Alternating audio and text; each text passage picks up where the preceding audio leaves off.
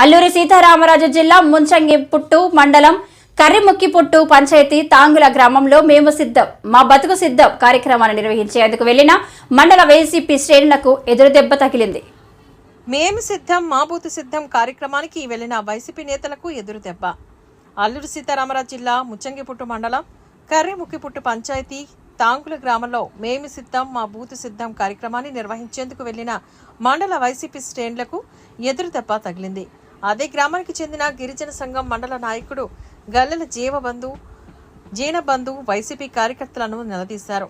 25 మంది ఎంపీలు ఉండి ప్రత్యేక హోదా తీసుకురాలేకపోయారని, రాష్ట్ర ప్రభుత్వం ఏడాదికి ఓ జాబ్ క్యాలెండర్ విడుదల చేస్తామని చెప్పి నిరుద్యోగులకు నట్టేట ముంచిందని, జీవో నంబర్ కుర్చి గిరిజన ఎమ్మెల్యేలు ఎందుకు ప్రశ్నించడం లేదని ఆయన నిలదీశారు. ₹1 కిలో బియ్యం, అది కూడా తమ పంచాయతీలో 10 నెలలు అవుతున్న డోర్ డెలివరీ జరగడం లేదని వైసీపీ శ్రేణులను ఆయన నిలదీశారు. ముందు తప్పనిసరిగా తెలియజేసినట్లు అయితే తప్పనిసరిగా అవన్నీ దాంట్లో కూడా మేము పై దృష్టికి తీసుకెళ్లి నెక్స్ట్ గెలిచిన తర్వాత తప్పకుండా మీ ఊర్లో మీ యొక్క సమస్యని తీర్చడానికి మేము ఎప్పుడు ముందు ఉంటామని చెప్పేసి మీ యొక్క గ్రామం నుంచి కూడా మీరు కూడా ఒక మాట మాట్లాడాలని చెప్పేసి తెలియజేస్తున్నాం. ఓకే, ఇక్కడ వైఎస్ఆర్ బాధితులు ఇక్కడ ఉన్నారు. అధ్యక్షులు వారికి మా తాంగులూరి గ్రామ ప్రజా నిఘానికి మా నమస్కారము. అంటే వైఎస్ఆర్ ప్రభుత్వం బాగానే చేస్తున్నాయని మా నాయకులు కూడా చెప్పడం జరిగింది. దానికి కొన్ని సమస్యలు ఉన్నాయి. ఆ సమస్య ఏంటంటే ప్రధానమైన సమస్య జియో నెంబర్ 3 పోవడం వలన అది చింతించాల, మనం కొంచెం బాధపడాలా. ఎందుకంటే గమనించి మిత్రులు, ఈ నెల 7వ తారీఖుకి వైఎస్ఆర్ ఆసరా వైఎస్ఆర్ చేయుత అనేది బటన్ నొక్కడం జరిగింది. ఈ నెల 7వ తారీఖు బటన్ నొక్కడం ఏ వ్యక్తి కూడా అకౌంట్ లో జమ కాలేదు. అది ఒక సమస్య. ఇప్పుడు ఉచిత వ్యయం అది మనం కేంద్రంది, అది రాష్ట్ర కోట మనకు రూపాయి కోట 12 నెలలు అవుతున్నాయి. ఇప్పుడు దాకా మాకు కోట బియ్యం అనేది రాలేదు. మిత్రమా, ఇది గమనించాలా. వైఎస్ఆర్ మేము మీకు బాధ పెట్టడం కాదండి. ఈ సమస్య అంటే సుమారు 10 నెల అవుతున్నాయి. రైస్ అనేది డోర్ డెలివరీ మా కరీంనగర్ పంచాయతీలో జరగలేదు. అది ఒక ఉన్న వాస్తవం అండి. ఎంఆర్ఓ దగ్గర ఎన్నో ఇచ్చినా అది తగ్గు తంతనాల్లో జరుగుతున్నాయి తప్ప బండి ఎక్కడ పెట్టారో మనిషి ఎక్కడ ఉన్నారో డోర్ డెలివరీకి మాత్రం జరగలేదండి. అది ఉన్న వాస్తవంగా చెప్తున్నాను.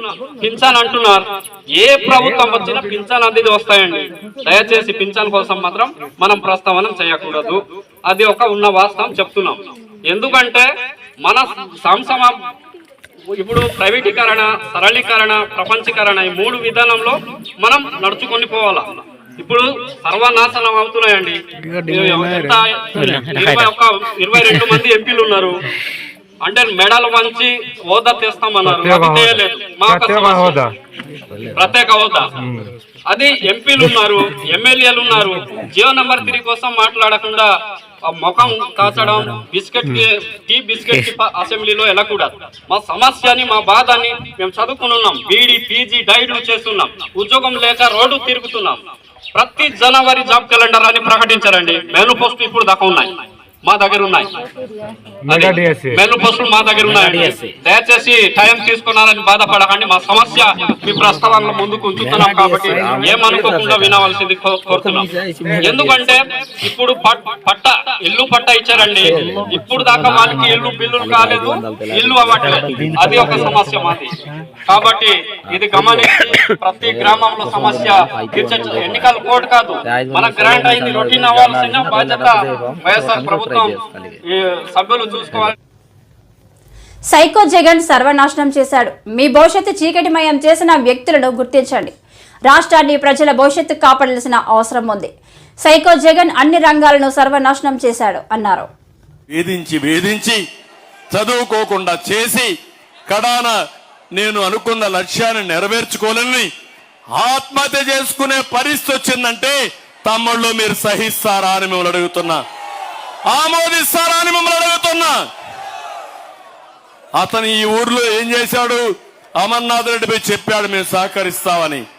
ముందుకొచ్చారు, ఆదుకున్నాడు, వీళ్ళు పోయి చెప్పారు, నిన్ను కావాలని మేమన్నీ చేస్తాం లేకపోతే వేధిస్తామంటే తల్లిదండ్రులు భయపడి లొంగిపోయి కూతురు యొక్క ఆత్మహత్య కూడా మర్చిపోయి వాళ్ళు చెప్పింది వింటే మోసం చేసిన నీచమైన పార్టీ వైఎస్ఆర్ కాంగ్రెస్ పార్టీ. ఇప్పుడు అతను ఇక్కడ లేడు పాపం. ఉన్న ఊర్లో ఒకప్పుడు పూలు అమ్ముకొని ఇప్పుడు కట్టెలు అమ్ముకునే పరిస్థితి వస్తే ఆ బాధ భరించలేక నేరుగా పుంగనూరుకి వెళ్ళిపోయాడు ఆ పెద్ద మనిషి. తమ్ముళ్ళు మిమ్మల్ని అడుగుతున్నా, మళ్ళా వైఎస్ఆర్ కాంగ్రెస్ పార్టీకి ఓటేస్తే మిస్బా కుటుంబానికి ఏది జరిగిందో అదే మీ అందరికి జరుగుతుంది, మీ పిల్లలకు జరుగుతుంది. సిద్ధమా అని మిమ్మల్ని అడుగుతున్నా. అదే నేనుంటే జరిగేదా అని మిమ్మల్ని అడుగుతున్నా. ఎవరు తీసినా ఎవరు తప్పు చేసే తాట తీసేవున్నావునా కాదా అని మిమ్మల్ని అడుగుతున్నా.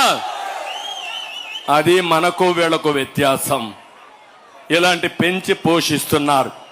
అందుకే నేను మిమ్మల్ని అందరినీ కోరుతున్నా, 3 పార్టీల నాయకుల్ని కార్యకర్తల్ని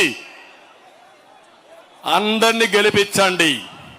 175 అసెంబ్లీలు గెలవాలి, 25 పార్లమెంట్లు గెలవాలి. ఈ రోజు ఎన్డీఏ లక్ష్యం 400+ సీట్లు. ఇక్కడ ఎన్డీఏ లక్ష్యం 160+ అసెంబ్లీలు రావాలి,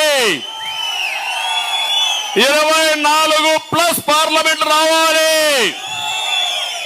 ఇక్కడే ఉన్నాడు దుగ్గిమళ్ళ ప్రసాదరావు గారు, బాగా చదువుకున్న వ్యక్తి, ఉన్నతమైన పదవులు చేసిన వ్యక్తి, సమాజానికి సేవ చేయాలని ముందుకొచ్చారు. అలాంటి చదువుకున్న వ్యక్తిని, ఇంటలెక్చువల్ని మీరు ప్రోత్సహిస్తే సమాజానికి ఉపయోగపడతాడు, మనకు అభివృద్ధి జరుగుతుంది. గట్టిగా ప్రసాదరావు గారిని గెలిపిస్తామని చప్పట్లు కొట్టి హర్షాన్ని ఆమోదాన్ని తెలియజేయండి. ఇకపోతే అమర్నాథ్ రెడ్డి గారు,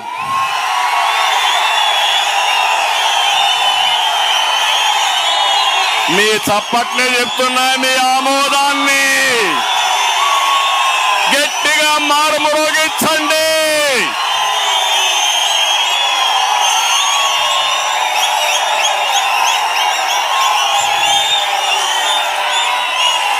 అన్ని సమస్యల పరిష్కారానికి, మీ అన్ని వ్యాధులకి మందు అమర్నాథ్ రెడ్డి. ఇక్కడ వెంకటేష్ గౌడ్ వైరస్ కి మందు అమర్నాథ్ రెడ్డి. దోపిడీ విధానం అరికట్టాలంటే కూడా అమర్నాథ్ రెడ్డి.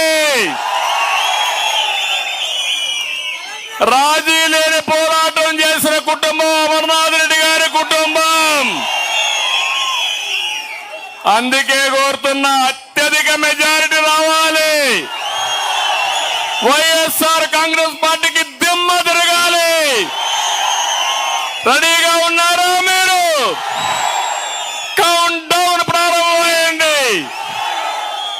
ముసుగు వీరుడు జగన్, ఎక్కడికక్కడ పరదాలు చాటును తిరిగిన జగన్ ఇప్పుడు రా, మేము అడిగిన దానికి సమాధానం చెప్పు. రాయలసీమ ఇరిగేషన్ కు నువ్వేం చేశావో సమాధానం చెప్పు. మళ్ళీ ఏం చేశామో ఏం చేయబోతానో నేను సమాధానం చెప్తాను. సిద్ధమా తమ్ముళ్ళు మీరు? అదే మాదిరిగా ఇక్కడికి వస్తే మామిడి, టమోటా మార్కెట్ లేకుండా రైతులు ఇబ్బంది పడుతున్నారు. అమర్నాథ్ రెడ్డిని ఎన్నుకోండి. 33 ఎకరాల్లో మార్కెట్, మోడల్ మార్కెట్ కట్టాం. విశాఖ దక్షిణ నియోజకవర్గంలో వైసీపీ అభ్యర్థి ఎమ్మెల్యే వాసుపల్లి గణేష్ కుమార్ ఎన్నికల ప్రచారాన్ని ప్రారంభించారు. ఈ కార్యక్రమంలో విశాఖ ఎంపీ అభ్యర్థి ఝాన్సీ వైవి సుబ్బారెడ్డి పాల్గొన్నారు.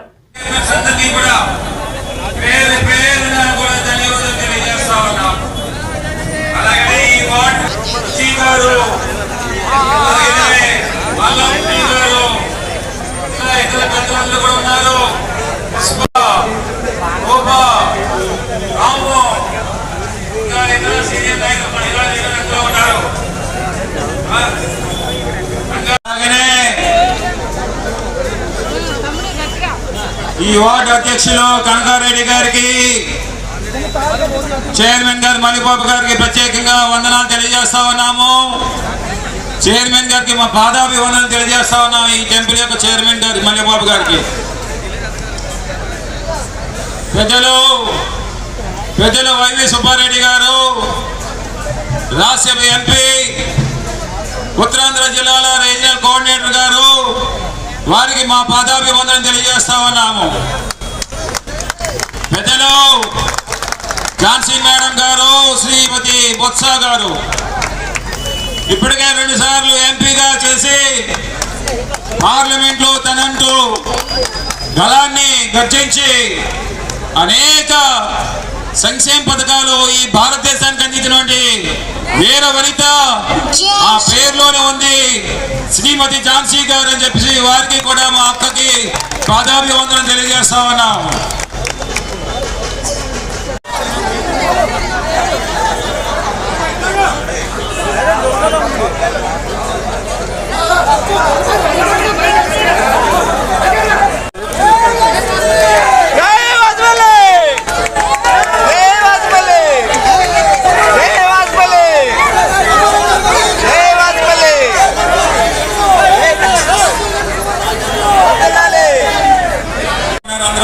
పైకి రావాలి.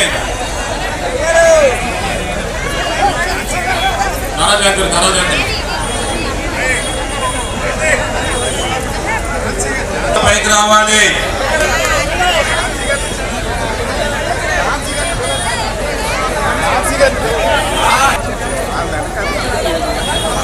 పెద్దల మేయర్ మేడం గారిని వేదికపై రాసిన రెడ్డి గారికి, చైర్మన్ గారు మల్లిబాబు గారికి ప్రత్యేకంగా వందనాలు తెలియజేస్తా ఉన్నాము. చైర్మన్ గారికి మా పాదాభివందనం తెలియజేస్తా ఉన్నాము. ఈ టెంపుల్ యొక్క చైర్మన్ గారికి మల్లిబాబు గారికి. పెద్దలు వైవి సుబ్బారెడ్డి గారు, రాజ్యసభ ఎంపీ, ఉత్తరాంధ్ర జిల్లాల రీజనల్ కోఆర్డినేటర్ గారు, వారికి మా పాదాభివందనం తెలియజేస్తా ఉన్నాము. పెద్దలు ఝాన్సీ మేడం గారు, శ్రీమతి బొత్స గారు ఇప్పటికే 2 సార్లు ఎంపీగా చేసి పార్లమెంట్లో తనంటూ గళాన్ని గర్జించి అనేక సంక్షేమ పథకాలు ఈ భారతదేశానికి అందించినటువంటి వీర వనిత, ఆ పేరులోనే ఉంది శ్రీమతి ఝాన్సీ గారు అని చెప్పేసి వారికి కూడా మా అక్కకి పాదాభివందనం తెలియజేస్తా ఉన్నాం.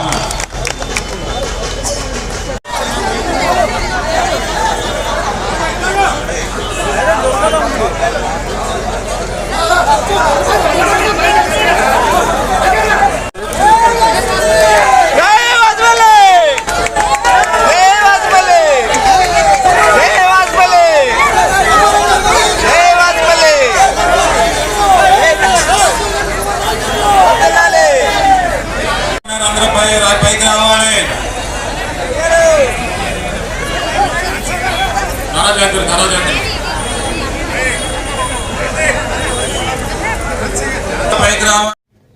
ఉత్తరాంధ్ర ప్రజలకు అవహేళన చేస్తే సహించేది లేదు. రానున్న ఎన్నికల్లో బీజేపీ అభ్యర్థిని చిత్తుగా ఓడిస్తాం. ఉత్తరం 50 వార్డులో వైసీపీ కార్యాలయాన్ని ప్రారంభించిన కేకే రాజు. ఉత్తరాంధ్ర ప్రజలను అవహేళన చేస్తే సహించేది లేదు. రానున్న ఎన్నికల్లో బీజేపీ అభ్యర్థిని చిత్తుగా ఓడిస్తాం. వైఎస్ఆర్ కాంగ్రెస్ పార్టీ 50వ వార్డు ఎన్నికల కార్యాలయం ప్రారంభోత్సవం కార్యక్రమంలో కేకే రాజు వెల్లడి. ఎన్నికల వేళ ఉత్తరాంధ్ర ప్రజలను అవహేళన చేస్తే సహించేది లేదు అంటూ వైఎస్ఆర్ కాంగ్రెస్ పార్టీ విశాఖ ఉత్తర నియోజకవర్గ ఎమ్మెల్యే అభ్యర్థి కేకే రాజు అన్నారు. ఈ మేరకు జీవీఎంసీ 50వ వార్డు పరిధి మాధవధార వద్ద 50వ వార్డు కార్పొరేటర్ వావిలపల్లి ప్రసాద్ ఆధ్వర్యంలో ఏర్పాట్లు చేసిన వైఎస్ఆర్ కాంగ్రెస్ పార్టీ వారు పార్టీ ఎన్నికల కార్యాలయాన్ని బుధవారం కేకే రాజు ప్రారంభించారు. ఈ సందర్భంగా కేకే రాజు మాట్లాడుతూ రానున్న ఎన్నికల్లో స్థానిక ప్రజలను సమన్వయపరుస్తూ వైఎస్ఆర్ కాంగ్రెస్ పార్టీ విజయానికి ప్రతి ఒక్కరూ కృషి చేయాలని పిలుపునిచ్చారు. విశాఖ ఉత్తర నియోజకవర్గ బీజేపీ ఎమ్మెల్యే అభ్యర్థిగా పోటీ చేయనున్న విష్ణుకుమార్ రాజు మతిభ్రమించి తమ పార్టీ నాయకులపైన మహిళలపైన ఆరోపణలు చేస్తున్నారంటూ దుయ్యబట్టారు. ముఖ్యమంత్రి వైఎస్ జగన్మోహన్ రెడ్డి బాధ్యతలు స్వీకరించిన నాటి నుంచి నేటి వరకు కూడా ఉత్తరాంధ్ర అభివృద్ధిపైన ప్రత్యేక శ్రద్ధ వహించారని గుర్తు చేశారు. అభివృద్ధిని చూసి ఓర్వలేకనే టీడీపీ, బీజేపీ, జనసేన పార్టీలు కనీస అవగాహన లేకుండా విమర్శించడం సిగ్గుచేటని చేస్తామని అన్నారు. రానున్న సార్వత్రిక ఎన్నికల్లో ఉత్తర నియోజకవర్గ బీజేపీ ఎమ్మెల్యే అభ్యర్థి విష్ణుకుమార్ రాజును చిత్తుచిత్తుగా ఓడిస్తామని సవాల్ చేశారు. అదేవిధంగా రానున్న ఎన్నికల్లో విశాఖ ఉత్తర నియోజకవర్గంలో వైఎస్ఆర్ కాంగ్రెస్ పార్టీ విజయకేతనం ఎగరవేసి విశాఖలో ముఖ్యమంత్రి వర్యులు వైఎస్ జగన్మోహన్ రెడ్డి పుష్పగుచ్చాలతో సాదర స్వాగతం పలుకుతామని అన్నారు. ఈ కార్యక్రమంలో వీకీపీసీపీఆర్ చైర్మన్, విశాఖ ఉత్తర నియోజకవర్గ ఎన్నికల పరిశీలకులు Chokkakala Venkatrao, GVMC deputy mayor Kattamuru Satish, GVMC floor leader, Visakha ఉత్తర నియోజకవర్గ ఎన్నికల పరిశీలకులు Banala Srinivasarao, deputy floor leader Allu Shankarrao, standing committee సభ్యులు చల్లా రజని, ఈశ్వర్రావు, కార్పొరేటర్లు K Anil Kumar Raju, Saripilli Govind, Reyyi Venkataramana, Barkati Ali, KVN Sasikala, JCS నియోజకవర్గ ఇన్ఛార్జ్ భగవతి విజయ్ కుమార్, జేసీఎస్ మండల కన్వీనర్లు, పార్టీ శ్రేణులు, సీనియర్ నాయకులు, మహిళలు, కార్యకర్తలు, అభిమానులు తదితరులు ఈ కార్యక్రమంలో పాల్గొన్నారు. 50వ వార్డులో 50వ వార్డు కార్పొరేటర్ సోదరుడు శ్రీ వాడమల్లి ప్రసాద్ గారి ఆధ్వర్యంలో రేపు మే 13వ తారీఖు జరగబోతున్న ఎన్నికలకు సంబంధించి ఎన్నికల సందర్భంలో భాగంగా వైఎస్ఆర్ కాంగ్రెస్ పార్టీ కార్యాలయాన్ని ఈరోజు 50 వార్డులో ప్రారంభించడం జరిగింది. కార్పొరేటర్ వాలోపల్లి ప్రసాద్ గారికి ఈరోజు ఈ ప్రారంభోత్సవంలో పాల్గొన్న వైఎస్ఆర్ కాంగ్రెస్ పార్టీ సీనియర్ నాయకులు, వీకేపీసీపీఆర్ చైర్మన్, విశాఖ ఉత్తర నియోజకవర్గ ఎన్నికల పరిశీలకులు సోదరులు శ్రీ చొక్కాకల వెంకటరావు గారికి, అదేవిధంగా ఫ్లోర్ లీడర్ విశాఖ ఉత్తర నియోజకవర్గ ఎన్నికల పరిశీలకులు సోదరులు శ్రీ బాణా శ్రీనివాసరావు గారికి, డిప్యూటీ మేయర్ కట్టమూరు సతీష్ గారికి, deputy floor leader Allu Shankarrao గారికి, కార్పొరేటర్ సీనియర్ నాయకులు బర్కత్ అలీ గారికి, 51వ వార్డు కార్పొరేటర్ రెయ్యి వెంకటరమణ గారికి, 54వ ward corporator Challa Rajanishwara. Major ports మరియు డాక్ వర్కర్స్ ఫెడరేషన్ల నేషనల్ కోఆర్డినేటర్ కమిటీ పిలుపు మేరకు విశాఖపట్నం పోర్ట్ ఉద్యోగులు ఇండియన్ మేజర్ పోర్ట్స్ యాజమాన్యాల వేతన సవరణ విధానాన్ని నిరసిస్తూ బుధవారం పోర్ట్ ఏఓబి ముందు ద్రోహ దినాన్ని పాటించి నిరసన తెలిపారు. ఎక్కడ ఖాళీల్లోని భర్తీలు చేయట్లా, అలాగని పోర్టు హ్యాండిల్ చేసే కార్గో ఏమైనా తగ్గుతుందా అని అంటే కార్గో ప్రతి సంవత్సరం పెరుగుతూ ఉంది. అంటే ఇప్పుడున్నటువంటి కార్మికుల మీద వర్క్ లోడ్ పెరుగుతోంది, పని భారం పెరుగుతూ ఉంది. దాంతోపాటు క్యాజువల్ లేకపోతే పూల్ కార్మికులు వాళ్ళు కూడా కష్టపడితేనే ఈ పద్ధతిలో పోర్టులు కార్గోని మరింతగా ఎక్కువ హ్యాండిల్ చేయగలిగేటటువంటి పరిస్థితి వస్తూ ఉంది. ఒక విధంగా కరోనా కాలంలో కూడా ప్రాణాలని పణంగా పెట్టి పోర్టుల ద్వారా, ఎందుకంటే ఎక్కడ రవాణా ఆగిపోలా, పోర్టులన్నీ కూడా పనిచేసాయి, వీటికి మినహాయింపు కూడా ఇచ్చారు. కార్మికులు వచ్చి పని చేశారు. ఈ దేశం ప్రజలు వాళ్ళ మీద ప్రేమతో వాళ్ళ ప్రాణాలని వాళ్ళ ఆరోగ్యాన్ని పణంగా పెట్టి దానికి బోనస్గా ప్రభుత్వం ముందుకొచ్చి ఇంత బాగా మీరు ఒక కష్టకాలంలో ప్రపంచం అంతా కూడా, ప్రపంచ మానవాళి ఒక తీవ్రమైనటువంటి సంక్షోభాన్ని, ఆరోగ్య సంక్షోభాన్ని ఎదుర్కొంటున్న సందర్భంలో పోర్టు కార్మికులు ముందుకొచ్చి తెగువగా పనిచేసినందుకు వాళ్ళకి అదనంగా ఇవ్వాల్సినటువంటి బోనస్ కానీ లేకపోతే ఇతరత్ర ఎక్స్గ్రేషియా కానీ లేకపోతే మంచి మెరుగైన వేతన ఒప్పందం కానీ చేయాల్సినటువంటి ఈ ప్రభుత్వం అలా కాకుండా ఏదో ఒక పద్ధతుల్లో పొమ్మనకుండా పొగబెట్టేటటువంటి పద్ధతుల్లో ఈరోజు వ్యవహరించేటటువంటి తీరు ఒక విధంగా పోర్టుల్లో పనిచేస్తున్నటువంటి కార్మికులకి తీరని ద్రోహం చేయడం తప్ప మరొకటి కాదు. మార్చిన తర్వాత ఈరోజు ఏమి చేయబోతున్నారు అన్నది మన వేతన ఒప్పందంతోనే తెలుస్తూ ఉంది. ఇప్పుడు మన నినాదాలు ఇచ్చినప్పుడు చూసాం, బోనస్ వరుసగా 3 సంవత్సరాల నుంచి అడ్వాన్సే ఇస్తున్నారు తప్ప స్పష్టంగా ఏ సంవత్సరానికి ఎంత బోనస్ మీకు రావాలి, వచ్చి ఇదిగో ఇది వస్తుంది, ఇది ఇస్తున్నామని చెప్పనే పద్ధతుల్లో ఎప్పుడు చేయలే. వేతన ఒప్పందం మీద ఎన్ని రకాల కప్పగింతలు వేశారో యాజమాన్యం మనం చూస్తూనే ఉన్నాం. ఏదో ఒక పద్ధతుల్లో ఇప్పుడు దాకా ఏ పద్ధతులు అయితే జరుగుతున్నాయో జరిగిన అదే పద్ధతిలో జరపమని చెప్పని ఫెడరేషన్స్ అన్ని అడిగితే అలా కాదు, మేమేదో 3% మాత్రమే పెంచుతాం అని చెప్పని అన్నారు. దాని మీద ఇక్కడ సమావేశం జరిగినప్పుడు ఏదో దయతలిచి 4% ఇస్తామని చెప్పారు. అయితే 4% ఒక్క బేసిక్ మీద ఇస్తాం, డిఏని ఇప్పుడు దాకా ఉన్నటువంటి డిఏని బేసిక్లో మెర్జ్ చేయం, అది యథాతథంగానే కొనసాగుతుందని అంటే ఇంతకన్నా ద్రోహం అన్నది ఇంకొకటి ఉండదు. కార్మిక వర్గానికి ద్రోహం చేయాలనేటటువంటి ఉద్దేశం స్పష్టంగా యాజమాన్యంలో కనిపిస్తుందని చెప్పన్నది మనకి స్పష్టం అవుతుంది. కానీ కార్గో హ్యాండింగ్ ఎక్కడ తగ్గలేదు. అప్పటికి 2022కి 770 మిలియన్లు చేసామని పార్లమెంట్లో ఆవిడ అనౌన్స్ చేసింది. ఇవాళ చూసుకుంటే 8,000 మెట్రిక్ టన్నులు దాటిపోయాం. రేపు మార్చికి ఇంకొంచెం పెరుగుతుంది. అయితే కూడా మన వర్ధిల్లాలి కార్మికుల ఐక్యత, వర్ధిల్లాలి కార్మికుల ఐక్యత. ఎటువంటి షరతులు లేని వేతన ఒప్పందం వెంటనే చేయాలి. కార్మికుల ఐక్యత, వర్ధిల్లాలి కార్మికుల ఐక్యత. కార్మిక ద్రోహ దినాన్ని జయప్రదం చేయండి. షరతులు లేని వేతన ఒప్పందం వెంటనే ఇవ్వాలి. షరతులు లేని వేతన ఒప్పందం వెంటనే చేయాలి. జిందాబాద్ అఖిలపక్ష కార్మిక సంఘాల ఐక్యత అమలు చేయాలి. ఆంక్షలు లేని వేసుబాటు ఒప్పందం తక్షణమే అమలు